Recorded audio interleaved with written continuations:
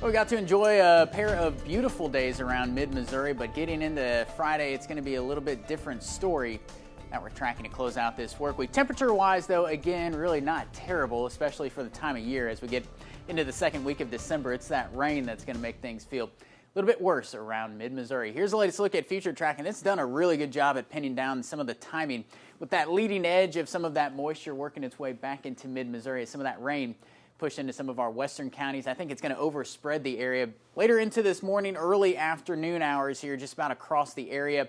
And then we're still going to hang on to that rain as we get into the afternoon and evening hours.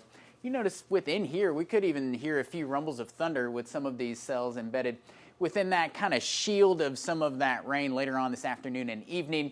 As we get into tonight, though, I think we're still going to be looking at a bit of a break in the activity, or at least backing off some of those rainfall rates around mid-Missouri, maybe backing it off to maybe more so of a drizzle as we get into tonight. Tomorrow morning, though, not completely done with this system. Still could see a few flurries flying north of I-70 as we get into tomorrow morning, and that may even ultimately stick around about lunchtime or so before we can finally kick that out of here into our Saturday. Rainfall tracker, though, looking still pretty similar. There may be a stripe within here between about Columbia down toward Jefferson City and Lynn, making its way off toward the north and east, where we're seeing some slightly lower amounts. But I think across the board, what you probably want to plan for is about 3/4 of an inch, upwards of maybe some spots getting a little bit more than that once this system finally rotates on out of here. Again, it's a pretty healthy dose of some rain is what we're going to be tracking for our Friday. Could end in a bit of a wintry mix tomorrow. Again, doesn't look like it's going to amount to anything treacherous out on some of those roadways.